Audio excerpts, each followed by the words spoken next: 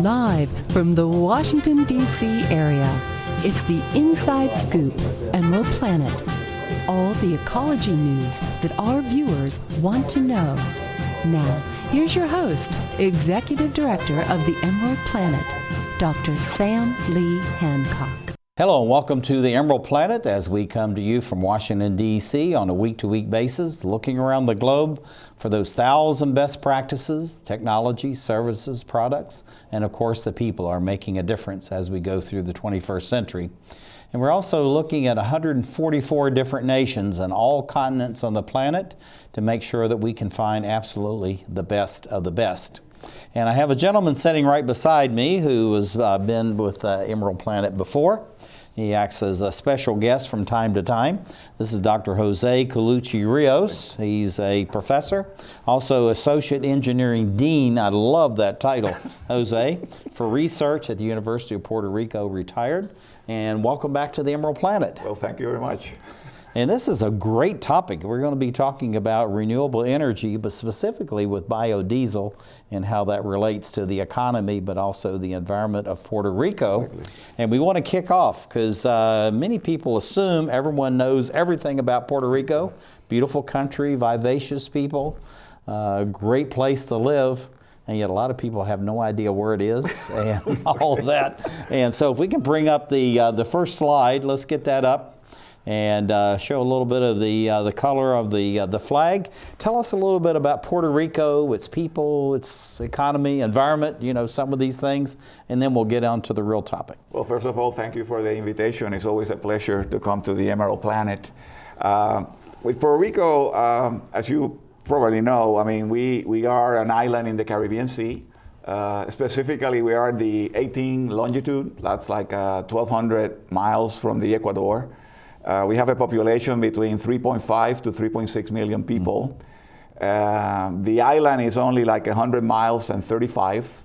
Politically, it's interesting. Officially, it was declared a colony by the United Nations back, I think, in the 70s and 80s. And it's, as you mentioned, it's a beautiful island full of beautiful people. Yeah, I tell you, this is absolutely a fantastic photograph that you provided for us here. And it really are, every Puerto Rican I met, they're just fun. Yes. They're very relaxed, and but yet very smart. I mean, they're well-educated people, and it's just exciting what's going on there. But tell us a little bit about some of the people, where they came from originally, and a little bit of the history of it, and then again we'll get back into some of the other topics. Yes, Puerto Rico from the historically up to the 1900, it was like three cultures. It was the black, the Spaniards, and the Indians. Mm-hmm. Then in 1898 we became part of the United States, and you see the mix when you go into Puerto Rico everywhere with the people and also with the architecture and the food. Mm-hmm. And the culture in general. So it's a very vibrant island with a lot of culture and a lot of excitement. Well, you know, and this really, and it's a very high quality style of living too. Yes. And even though it's a commonwealth within the United States, in many ways it seems as much or more European than just American culture, even though you have elements of that, of course, throughout society. Yeah, we have maintained a lot of the Spanish or European culture, but the influence of the United States is also very strong. Mm-hmm. But you're right, the Spanish is the main language, although most, especially in the metro area, everybody more or less is bilingual. Mm-hmm. Outside the metro area, typically you find a little bit the English, not that, what I said, it's not very good looking. It's like what some people say jokingly. But definitely we have maintained a lot of the European heritage in there. Mm-hmm. Mm-hmm. Yeah, and you're surrounded, you're down in the Caribbean, you're surrounded by water in all places. And so it's a very beautiful place to vacation. What's the impact of tourism on the economy of the island and about the employment? Tourism is important, but in general, it's not like Hawaii where you have like 30, 40, 50% of the economy depending on tourism. I'm not sure about the numbers, but I think it's more in the 10 to 20% of the impact. You do see a lot of tourism, especially in the San Juan area, but we our economy depends more on an industrial base with regard to pharmaceuticals and other types of industries. Mm-hmm. And we're going to be talking about the biodiesel in a little bit, and so that relates back to the economy as far as you have. But yet you talked about the vibrancy of the people and all the things. So as far as festivals and just the general nature, I mean, I would assume because of being Commonwealth with the United States, you have all the American holidays, but do you have other special holidays that is a carryover from the Spanish culture? Yes, that's one thing about Puerto Rico. For example, here in the U.S., in the mainland, I guess, your Christmas, for example, it goes from probably December 22nd to December 31st. In Puerto Rico, it's more like a month long. There's celebrations. So should we all move for Christmas down to Puerto Rico then? That sounds great. A lot of people do that. There's music is an integral part of who we are everywhere.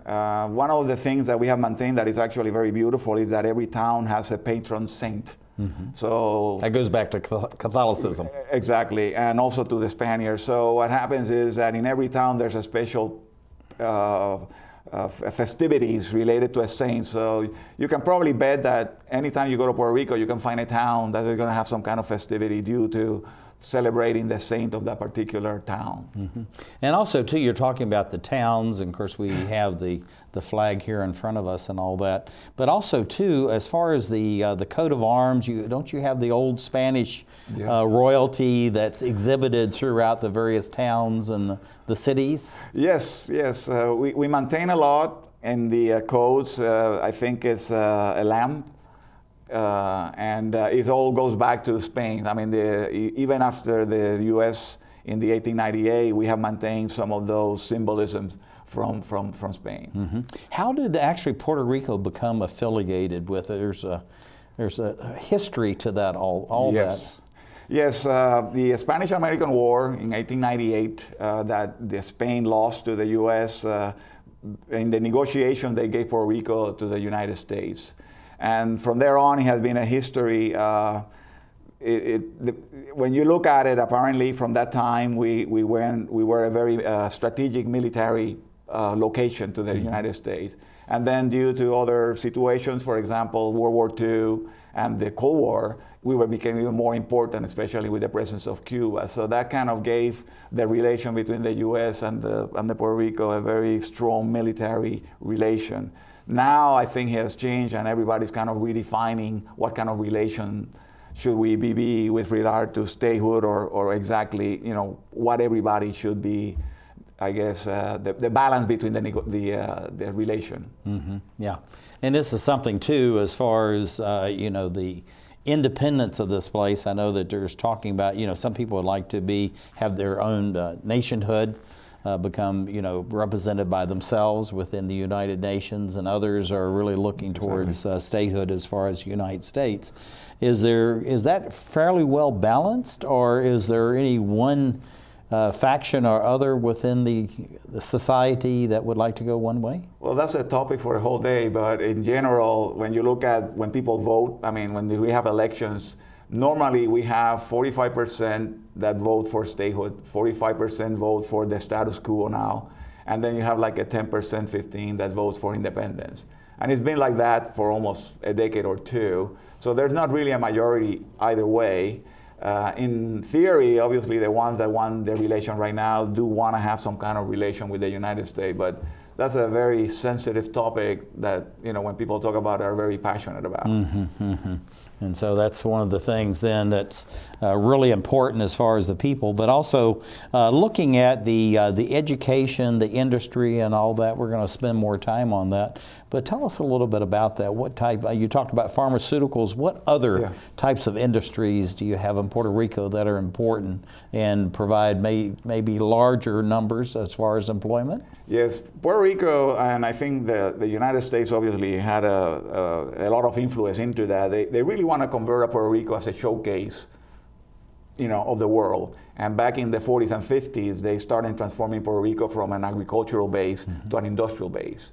and they gave some incentives for companies to go down there. The original ones established were refineries and chemical plants. And then with the oil embargo, suddenly they started having problems financially, and that's where the pharmaceutical industry came in. And then lately, the ones that have been coming in are the medical devices. And pharmaceutical, for example, it's, at one time, I don't know if still have it, they have the highest concentration of pharmaceutical plants compared to New Jersey. My goodness. And then when you talk about pharmaceutical, you're talking about blockbusters, which are drugs that sell more than $1 billion per year. Puerto Rico used to have like 5 to 10 of those. So it's heavily manufacturing with regard to those sectors. Now, as far as the food production, which really leads to, as far as the natural resources, as far as biodiesel and other renewables, is that a big part of the base within Puerto Rico?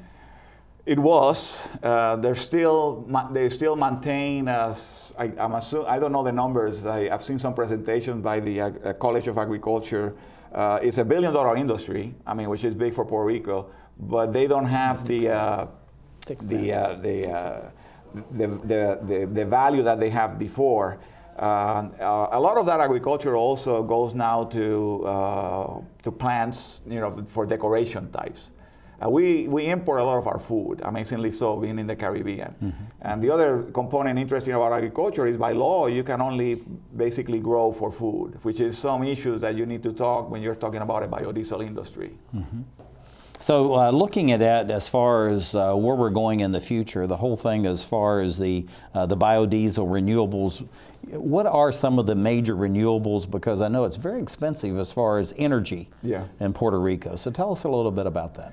Yeah, Puerto Rico, even when the oil embargo, that the U.S. started looking at alternative energy, they recognized that Puerto Rico would be a place that should have all the resources available to do that. And even then, it was recognized that we had the sun, the wind, the waves, and even the depth of the ocean close to the coast to be able to generate all these energies. As you know, at the time, the technology wasn't really economically viable, but every decade you see some kind of report that comes out and confirms that we have enough of the energy available from the environment to do it. It's just a matter of whether or not you can balance it with the economic factors and the social implementation factors. Well, we've run out of time. Whenever we get together, we always never have enough time. So where do you see that Puerto Rico going over the next 5, 10, 15 years? I think right now that basically you have to move into that direction. I mean, there's no ifs, ands, or buts. Either you move in that direction or you're going to be depending in oil, for the several decades. Well, this is Dr. Jose Colucci Rios, and he's the professor and associate engineering dean at the University of Puerto Rico, retired. Thank you for being with us as always, and thank you for being with us as we create the Emerald Planet. One day these rats were playing in the woods. Well, it's some matches and that's no good. Listen to smoke before you give it a try. Only you. Don't play with matches. Don't play with fire. Cause there's nothing very funny about ripped off money. Nothing very nice on a homeless mind. So if a gorgeous force is what you desire, don't play with matches. Don't play with fire. Only you can prevent wildfires. Fire. Why don't you just wash your car at home? When I wash my car, everything runs down the street and down into the storm drains. With all the chemicals in the soaps and waxes, the last thing I want to do is poison my own drinking water. At least here, it's all contained and recycled on site. That's why I also take my car in for oil changes instead of doing it myself. I might take a chance on spilling stuff. You know what the best part is? What? More time to kick back and watch the game. How far would you go to protect the planet? I want you to build an ark. Here we go. Okay, that's good. Oh, okay. Ow! Maybe there's another way. People, the flood is imminent! Is it too much to ask for a little precipitation? Go to fightglobalwarming.com to find out what you and your community can do to reduce global warming pollution.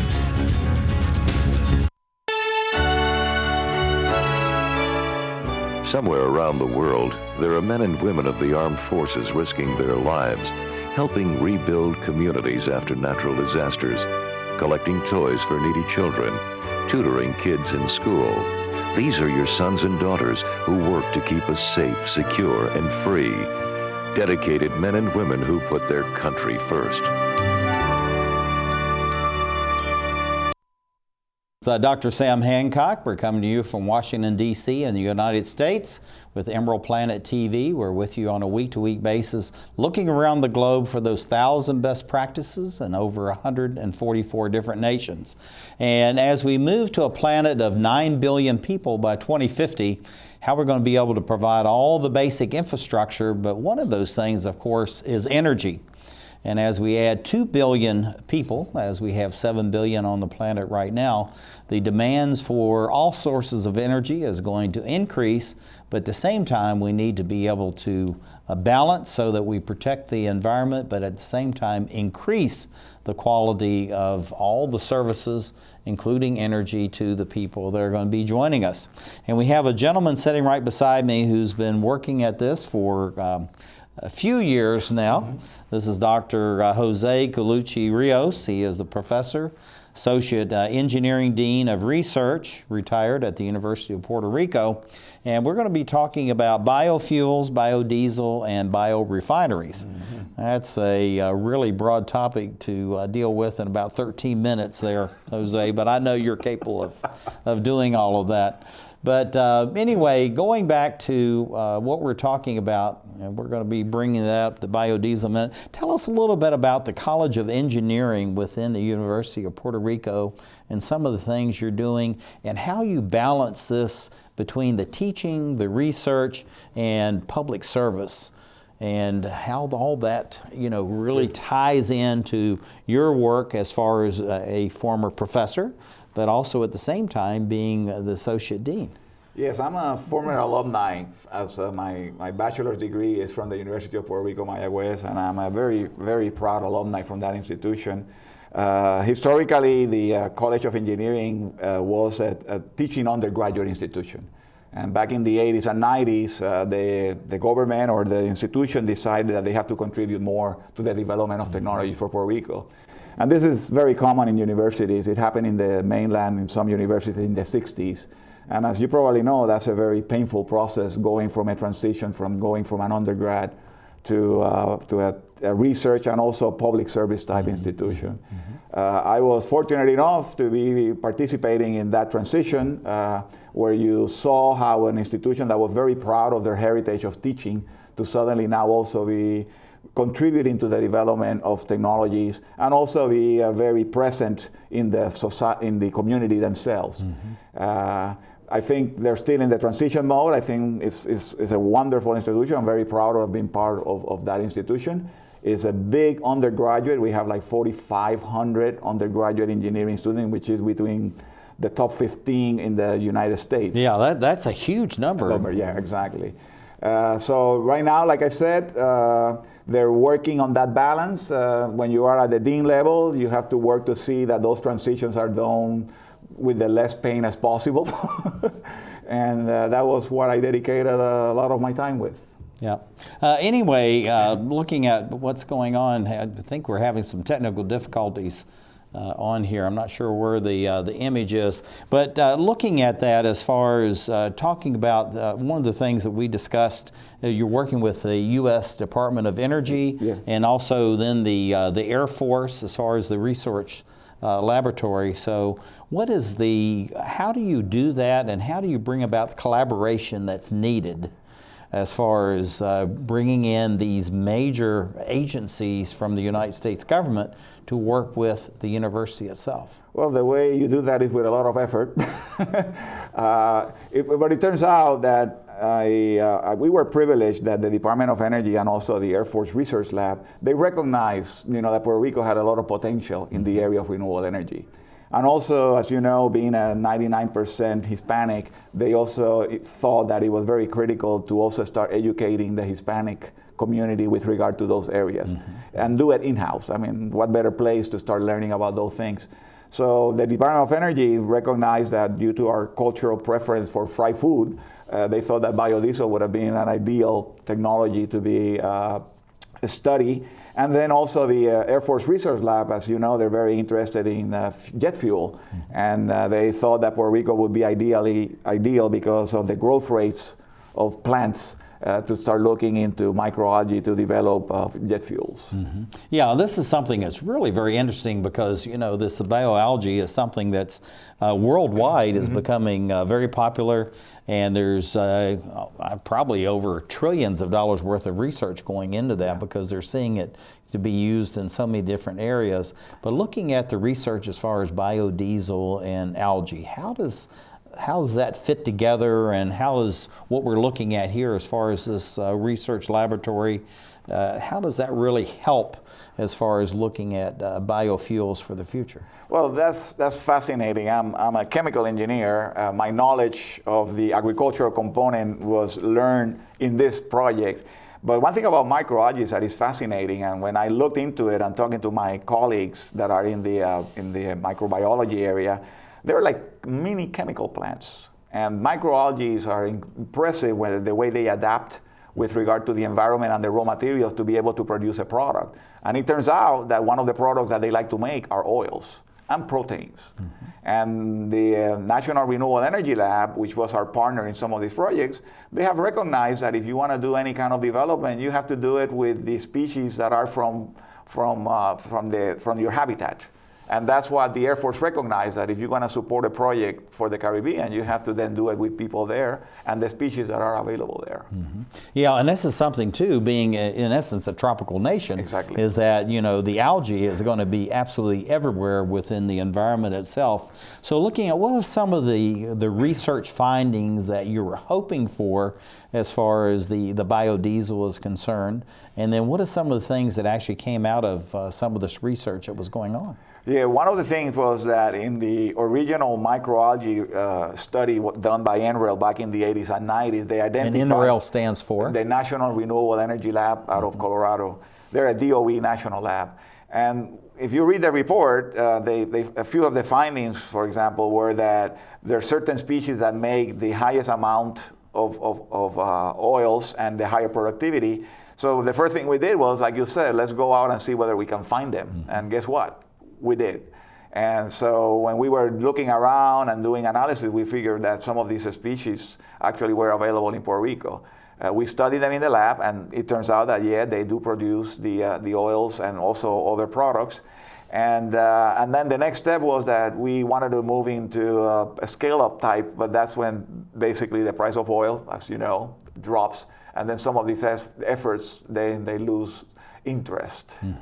Yeah, and this is some of the things that we have talked about consistently, is that's the time you really need to be investing, because you know, the times as far as $100 or $140 a barrel is going to come back. You just never know when it's there, and we always need to be preparing for it. But looking at the sun energy and this cycle that you have here going as far as the biodiesel, but really this relates to virtually any kind of energy as far as renewables are concerned, because you could, in some ways, it relates to as far as the solar is concerned. So how do you convert this sun energy, if you will, through the algae into a biodiesel? Yes, the microalgae, amazingly so, when we were looking into it, is the highest productivity plant that you can find. And when we were looking at a place like Puerto Rico, where you're space limited, that's why it made sense to start looking into it, because you don't really have that much land to be able to generate great amounts. So the way we were looking at it was, well, what kind of productivities can you get? Can they survive in an environment where other species are also going to be there present? And it turns out that some of, nature is amazing. When you have a bunch of them together, they protect themselves. So that was also a great finding. And the other component that we looked at that was interesting is that you really cannot survive on the oil alone. The protein component, you also have to look for a market, because those algae, it's very difficult for them only to make one product. So you have to look an outlet for the protein component. And we also were looking into, well, with the people from agriculture, where can we also get the market for that other product? Now, you were doing this actually throughout the island, or actually islands, as far as what constitutes Puerto Rico, and these were some of the research stations. So why did you want to spread it across the whole island? Well, normally in a sustainable world, you want to be as close as possible to where your sources are. Mm-hmm. And I'm a true believer that even though I came from a multinational, so I think multinationals are critical to the economic of any country, but I also believe in small world type technology. So we were thinking that a community that could benefit from a development that makes sense there should be close to that, and then you develop the whole infrastructure around that. So that's why we were looking to see where would be the best place. I see. That everybody in that particular community, can be integrated into some benefit for everybody there. And so spread it out across the population. Exactly. Also. But looking at this too, also, are these little microcosms as far as little micro environments within these areas? So you have different algae and different types of growth within these areas that may either more or less be able to contribute to producing of biodiesel, as an example? That's part of the challenge. It turns out that the College of Agriculture discovered that, as I think you probably know, that Puerto Rico, being a small island, I think have like 7 climatic regions. That's incredible. That's incredible. Because there's a mountain, such a small space. There's a mountain in the middle that basically establishes a microclimate type environment. Given said that, it turns out that, and this one is way beyond my knowledge, that soils are different too. Mm-hmm. So when you start looking at all these developments, and the rainfall would be different as well. Totally. And minerals are different. So you start getting into a situation where you don't want to have. It's not a one fit all. Right. So that's why, and the College of Agriculture knew that with regard to crops. So now you have to, learn from them and say, well, you don't try to push it. You basically try to figure out which one is the best alternative for those particular regions. Mm-hmm. Yeah, this is a heck of a plant as far as being an experimental base. So, this was really a significant effort. Well, that's not ours. I think that's, it looks like your typical biodiesel plant, but that's like a high capacity plant. That's not your small community type base. Right. And I know we've talked about that, where you could have something that would be small enough to work with farmers co-ops, and then you have these high production. Some of those go up to 10 million gallons within a year and all that. But anyway, it's just really interesting that what you've been able to do. So looking at the research, we only have about 30, 40 seconds. What did you learn out of all this that's a takeaway that could be used in other states within the United States, but other countries around the globe? I think that beyond the technology and the economics have to be sound, but there are other things that we learn from our efforts, that you have to incorporate public policy, cultural and social, and acceptance of the community in general if you really want to be successful. And it's amazing how those elements can, if they're not there, some of these projects will take much longer because people are unaware that it even exists. Well, this is something that if you don't involve the people, it's really not going to be successful anyway. And with the university, it's public service, and as well as the research, as well as teaching. So you have to combine that together. This is Dr. Jose Colucci Rios, and Professor, Associate Engineering Dean, University of Puerto Rico. And thank you for being with us on the Emerald Planet. So they say it's a man's world? I don't see anybody's name on it. While they were doing their thing, we slowly changed ours.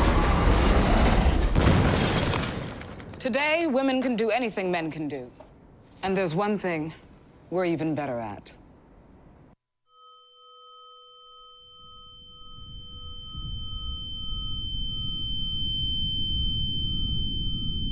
Open enrollment is back. Enroll Virginia wants you to get covered for 2016 and beyond. You have until January 31st to enroll in affordable health care. If you wish to have coverage by January 1st, you must enroll by December 15th. That's less than a month from now. Remember, the penalty for not having health insurance next year is a minimum of $695 per person. Don't think twice about it. To find an enrollment event near you or to get free help with the application, visit our webpage or give us a call. El periodo de inscripción ha comenzado. Enroll Virginia quiere que tú y tu familia tengan cobertura médica este próximo 2016. Tienes hasta el 31 de enero para inscribirte. Si deseas cobertura desde el 1 de enero, debes inscribirte antes del 15 de diciembre. Recuerda que si no tienes cobertura el próximo año, te multarán una suma mínima de $695 por cada adulto. No lo pienses más y visita nuestra página para más información o para ayuda con la solicitud. Hey, Hard, what's this? That's my resignation letter. You're resigning. Why? Because you're constantly ignoring me. You're half as active as you used to be, and you get stuff like this. You've been putting me under a lot of pressure lately. That's why I'm ready to quit. I forgot. I'll do better. Please, don't quit on me. Okay, but remember, it's not what you say, it's what you do. Listen to your heart. Don't let it quit on you. Let's go for a walk. Uncontrolled high blood pressure could lead to a stroke, heart attack, or death. Get yours to a healthy range before it's too late.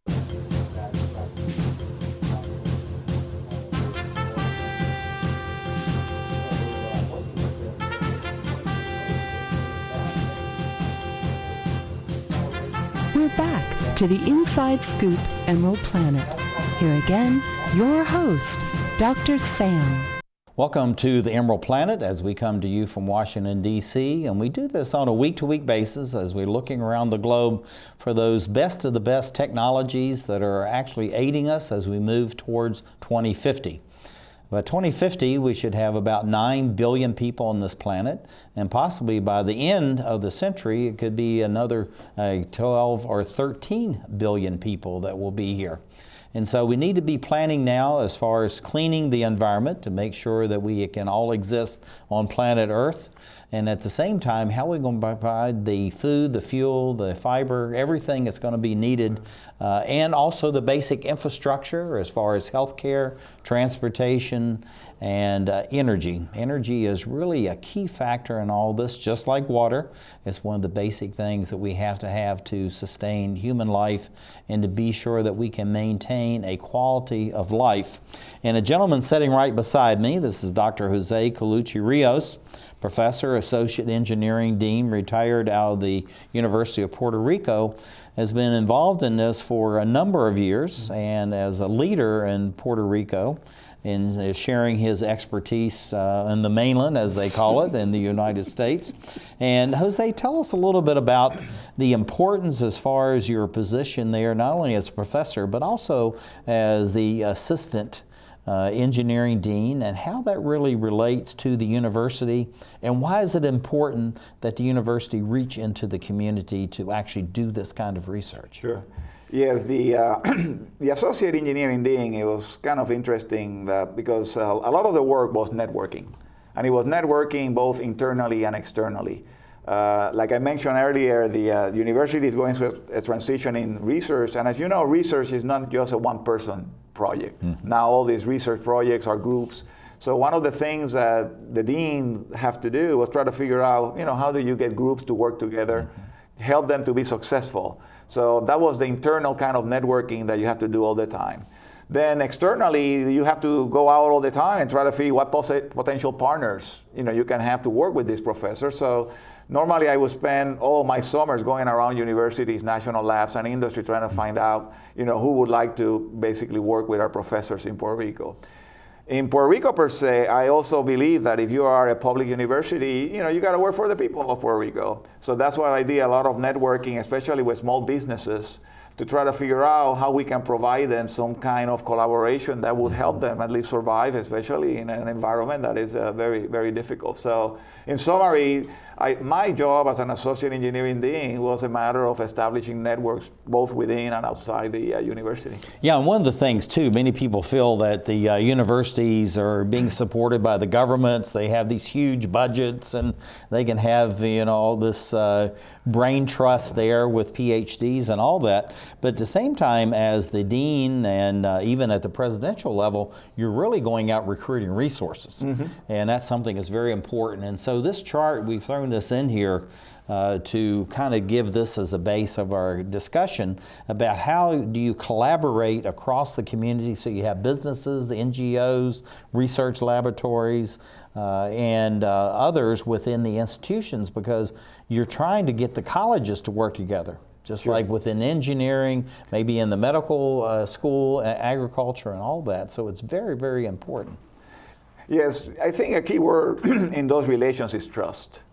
And one of the things that I feel very,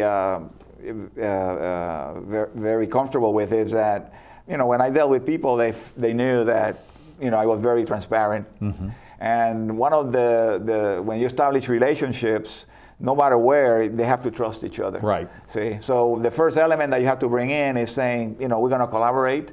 The other element that you have to try to bring in is basically, is it a 50-50, 60-40, or whatever. And all those elements are just typical negotiation elements and have to be put up front on the table when you start establishing the collaborations. Mm-hmm. Yeah. Looking at, and this is something that we've talked about before as far as reaching across the island, when you're going out into the communities, and these red areas are some of the experimental laboratories that you had, how do you approach the community so they feel like that the university is looking at something that they really are being empowered, they're part of the process, and it's not just the university coming down and trying to impose its will within these areas. And so it's really a collaboration, not only the university and all these other power structures, but also to make the people part of what's going on. The reason I'm laughing is because it's kind of impressive, and it's not only Puerto Rico, it's everywhere. How can you find the right person in an organization that is the one that you want to work with? Mm-hmm. And whenever you want to do a project, I found out that in certain municipalities, it's the mayor. You got the right mayor there, and that's why we did a lot of collaboration with the municipality of Caguas. The mayor was committed totally to sustainable energy. Mm-hmm. In other organizations, it's just an employee from the municipality. In other places, it's actually an employee from an industry. Mm-hmm. So one of the things that I did a lot was trying to find out who actually we can collaborate with that makes our collaboration more efficient, and you can then be sure that they have, obviously, the authority to be able to do those collaborations. So a lot of the time, it's not the actual collaboration, it's finding who in those organizations will be the right person to be able to collaborate with. Mm-hmm. Yeah, and it's you're looking for those linchpins, just like Likard's scale, where you're trying to have, all that, and you're bringing everything together. Yeah. And so when you're bringing it together, how does that really aid and support the university itself? As far as resources, human capital, but also the recruitment of students, really, which is part of the raw material of the university itself as you're developing the next generations that are going to go back out into society. Yeah, we did a lot of what they call, I guess, in the federal proposal world, outreach. And when you do outreach, you don't realize this, but when you bring people in and then you show them your facilities, we brought a lot of elementary kids to do experiments in our lab. Right there and there, you're recruiting. Mm-hmm. You bring some high official from the government to collaborate in some kind of project, that person suddenly will be speaking very highly of your institution. Mm-hmm. So just the presence and the collaboration just gives you standing as a university, so people believe in the university. If you're just hiding, behind a fence or a door or something like that, people don't know who you are. Mm-hmm. And then suddenly they will never say anything about you, so you just kind of start disintegrating very slowly. So I'm a true believer that you have to be out there, knocking out doors, establishing collaboration so they know who you are, and then you can work together for the benefit actually of the island. Yeah, and also too, your benefit of the students, because the more of the research you're doing, even though you may be mostly focused on instruction, teaching, actually research is a really important part, not only developing the faculty, but also developing the students, and as you say, then going beyond that into the community with businesses, NGOs, governments, and all that. So that's really key. Yeah, the other thing that it turns out our partners, having the federal government as a partner was very good because it brings the press too. Mm-hmm. So you have no idea how many articles the press came in to see what project we were doing. And even though, I'm a very elegant person, I actually have my students, pose for the photographs. So when they went back to their houses, it was fascinating how their relatives would say, "Hey, I saw you on TV," or "I saw you." So that's part, that interaction, and that's, build the self-esteem of the student, and they know that, their son or daughter is doing something good for the island. Yeah, and for not only the family, but for the whole community, and the whole island. But looking at this, we're focusing on biodiesel and renewable energy. How were you able to take this concept to help the island as far as having natural resource that's being made, through the sun, interaction with the plants, that then could develop more small local businesses so that the island can present itself as becoming more energy independent, but at the same time creating not only just jobs, but also new small businesses. Yeah. Our main contribution, when you look at it, now after the project finalized, is that we made biodiesel a household name. And that was critical. I mean, biodiesel, nobody knew what it was. So now, suddenly, we have been discussing, you and I, this before. I mean, the doors that we got in to talk about this are not open to everybody. So we were able to go into a bunch of multinationals that could use the biodiesel municipalities, and they were very willing to, use our biodiesel to see how it behaved. And that by itself just created a know-how in the island that, this is a feasible fuel that you can use in the future. Yeah, and looking at this is really interesting because we're talking about something that's very basic. You're talking about frying food and having all this excess oils that's actually been used for something else. But really the important part about this, Jose, is that you're taking something that would be a spent energy and all of a sudden you're giving it a whole new life because you're able to process that and then create a whole new product that didn't even exist before. So tell us a little bit about that transition, and again, going back into the public saying, hey, you can be part of this. Well, the thing about it that is funny about that slide that you have in there is the fact that everybody in Puerto Rico knows about lard. And this is an education process that you start telling things about things that they know daily, and then suddenly you put a twist on it and you tell it, oh, by the way, we can now use one to make a fuel. The reaction, obviously, are you kidding me? So what we did is not only we showed them that, but we also had a small system that we then produced the fuel, and then we run a generator with it, just to educate them. Yeah, and I think this is, and we've got all these charts and things which probably people in TV land are not going to really understand about all these things. But it's just really important because this ties in, again, this whole thing as far as the teaching, the research, and the public service. And these are really just examples of all that, Jose, as far as what you're trying to do to educate the public, but also make them part of it. So when you're talking with the mayors, you're talking with the people, chambers of commerce, the Rotary clubs and all that, what is the message that you want to bring about the University of Puerto Rico that makes them feel like this is our own, it's going to help as far as the future of our local communities, also the whole island of Puerto Rico, and to the whole United States?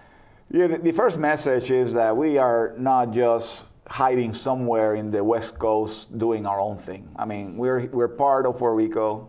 We want to help Puerto Rico, and we're here. And we're teaching your sons and daughters, but we're going beyond that. We want them to participate in what's going to be the future technologies of Puerto Rico. And obviously the interest in renewables, which is very critical, in my opinion, is very critical for Puerto Rico, was a component of that. So I think it's just beyond just teaching in the classroom. You have to then expose them and, include them in the conversation with the community in general. Now, this is something worldwide. We have the Cooperative Extension Service throughout the United States, very practical education. How can you transmit this information to other countries? This is important, and we have about 15 seconds. I got to be quick. What I can say, it works for us. And I think it's very critical with regard to involve the community. Oh, I think that's absolutely fantastic. This is Dr. Jose Colucci Rios, the University of Puerto Rico, and thank you for being with us as we look around the globe to create the Emerald Planet.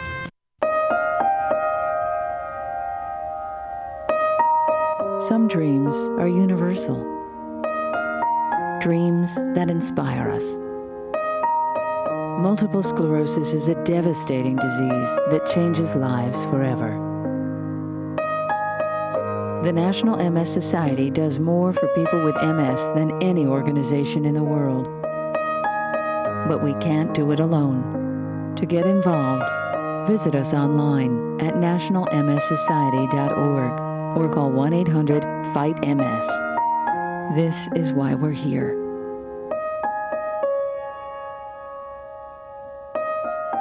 Because nobody dreams of having multiple sclerosis. What's wrong with this picture? Half of young Americans can't locate economic powers like Japan and India. 20% can't even find the Pacific Ocean. Without geography, our children aren't ready for the world. Geography is everywhere. It's incredible creatures, rhythm, fashion, flavor. It's economics and politics. It's change. Understanding connections between people and places is critical in the 21st century. That's why we created mywonderfulworld.org. Go there now for your free parent and teacher action kits and give our kids the power of global knowledge. Because kids who understand our world today can succeed in it tomorrow.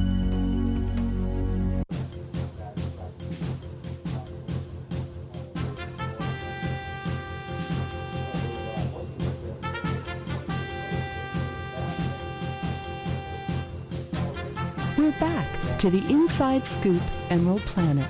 Here again, your host, Dr. Sam. Hello and welcome to the Emerald Planet as we come to you from Washington, D.C. in the United States. I'm Dr. Sam Hancock, the President and Executive Director of the Emerald Planet and Emerald Planet TV within the metropolitan area of Washington, D.C. And we reach around the globe on a week-to-week basis looking for those 1,000 best practices. And we have a base of over 144 different nations. And one of those we're talking about in this particular show is about Puerto Rico, and I have a very outstanding gentleman, a professor and the assistant engineering dean retired out of the University of Puerto Rico. This is Dr. Jose Colucci Rios, and it's good to have you back with us. Thank you. Always glad to have you with us. And I know this, all these titles, kind of a tongue twister, a long introduction and all that, but you know, the work that you're doing really is outstanding. It's very important that you combine all these things together as far as the citizens of Puerto Rico, but everything that's going on within the mainland of the United States at the same time. So looking at your involvement as far as renewable energy, the research for that, but also the teaching and public service, why is it important to the university that you have this background where you tie all these things together and then you reach out for collaboration with others that have in many ways nothing to do with formal education itself? Yeah, I think that traditionally society, you teach and then those people went out there and implement, and then the public in general may not have the education to contradict or even question what you were doing. In today's world, a lot of the communities are very well educated. And now what you're seeing is that in order to implement, especially new technologies, you need to get involved with them. And I think it's a matter of common decency. I mean, anytime you're going to implement something in some community, you definitely have to talk to them, not when it's already done deal, but just from the beginning. So that's what I thought, that what better than just have the students involved from the beginning and then interact with the communities that they come from, which is actually the beauty part of it, is that they would go out to their own community and they would say, hey, you're working on this, I saw you on TV. So that whole interaction gives us a lot of credibility that, we really want to help the communities, improve. Yeah, looking at this, and this is something we have talked about before, but why focus on biodiesel within Puerto Rico, as making that important, and again, to involve the local communities in this? Why biodiesel? Because, biodiesel is usually looked upon as a transportation fuel, backup generation, these kinds of things, auxiliary to the economy, but not like gasoline or other kinds of things. Why biodiesel? I would like to take credit for the idea of biodiesel in Puerto Rico, but it was the Department of Energy that approached me. So from the United States Department of Energy, they came to me and they told me that they were looking to see a possibility of doing a center of excellence with regard to biodiesel production, generation, knowledge in Puerto Rico, given possibly the fact that culturally we use a lot of used cooking oil. So then after that, the whole thing exploded. I mean, because suddenly you go like, well, this just goes beyond just using used cooking oil to make a fuel. This is something that can contribute environmentally, decreasing the waste of the used cooking oil in the landfills and things like that, and also for the economy in general. Yeah, looking at this whole thing as far as setting up these processing facilities for this, what they call spent oil, something that's already been used, and then now you're going to take that and make it into something useful. But looking at from the standpoint of the students, okay, they're in there, they're getting their formal instruction, you have this huge engineering department, but also you have a whole college of agriculture and others relate to it, even information technology. How do you combine them together so they look upon this? This is something, it's a joint effort across, these various colleges. And then these students, when they go out, they actually have this network where they can actually start working together to possibly even develop their own businesses and provide employment for other students they went through school with. Well, it's easier said than done, especially you have to go back when this started, which is biodiesel, nobody knew about it. So we were not only starting scratch of biodiesel in Puerto Rico, we were starting scratch of biodiesel in the world. So the first thing was to do was you have a serious partner like DOE, that is Department of Energy is sponsoring the project, where you can take used cooking oil and make fuel. So suddenly everybody going to be skeptical, well, you're kidding. No, this is a serious project that we would like to do. And part of it, that's the reason you needed all this interaction to show to the community in general that even though it sounds science fiction, it's actually very sound technical development. Mm-hmm. And you look at this is one of your experimental plants that you were constructing down there. This is real investment. It's something, it's real dollars going into these local communities. And so all of a sudden, not only are you working with the students, which is somebody, coming in, they're paying their tuition, doing all these other kinds of things, but actually you're providing employment and economic opportunities for 50, 100, even more businesses within the local. Because if you look at just the infrastructure that we can see right in this slide right here, this is real infrastructure development. Yes, this one in particular was the first shipment of biodiesel to Hewlett-Packard. Mm-hmm. And the reason that they bought biodiesel was because they did a demonstration that we provided the biofuel. See, so the way it worked out was that we went into all these multinationals that have, they have a true interest in improving the environment, especially at that time the Kyoto Agreement was very strong. Mm-hmm. So we just told them, hey, this is a way where you can contribute not only to improve the emissions, but also decrease the amount of cooking oil that goes to landfills. And that's why when the first plant to make biodiesel started, they had all these opportunities to sell biodiesel to companies that already have tested the fuel. Mm-hmm. And looking at this too, this whole thing as far as the agricultural crops and also the spent fuels as we're talking about, but let's take this the next step beyond. How does this actually really help to protect the air, the soil, and the water quality of Puerto Rico, which then in turn is helping to protect the environment around the globe? Yeah, biodiesel, and that's the beauty, is first of all, it's very easy to make, as you know.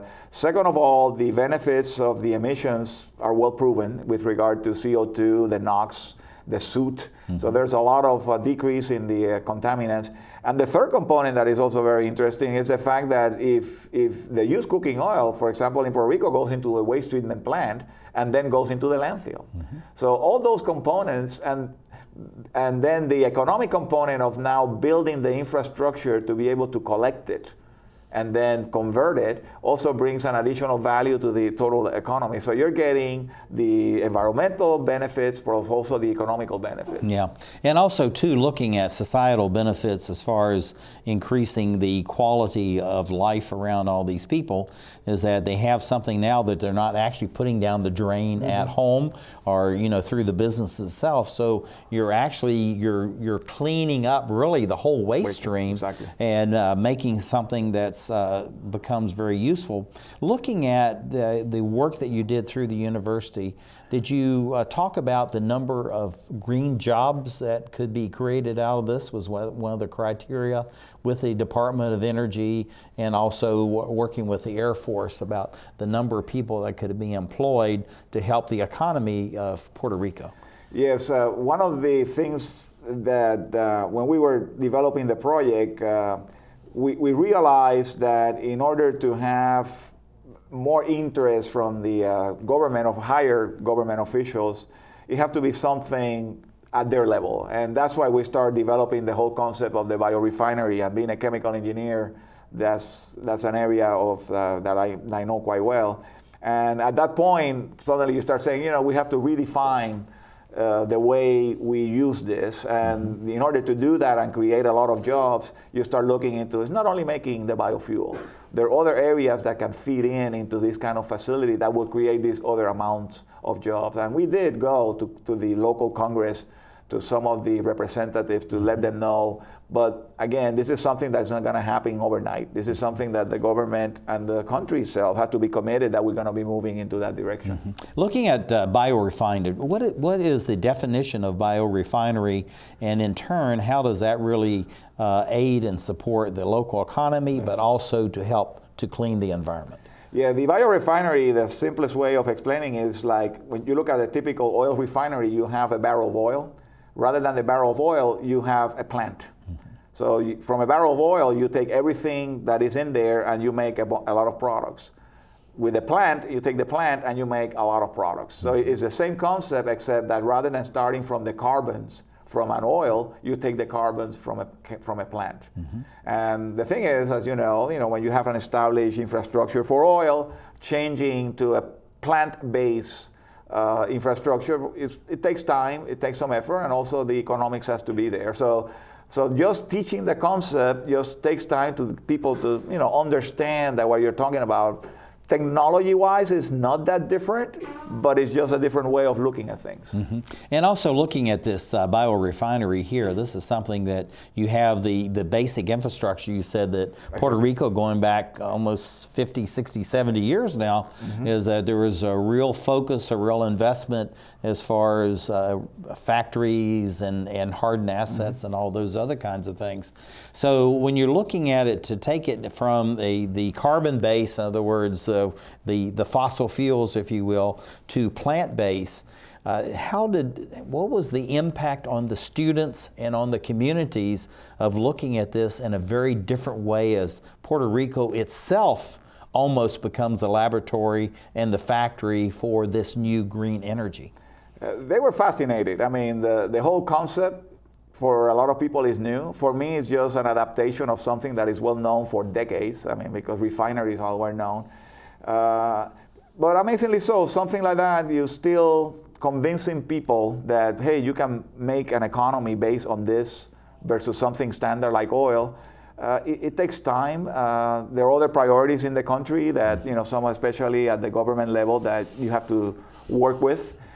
So I think the students, for them, is a once-in-a-lifetime opportunity to be exposed. And this is something that I'm very proud of. One of the students once told me that I was the only professor that ever brought problems to the classroom related to things that were going on in Puerto Rico.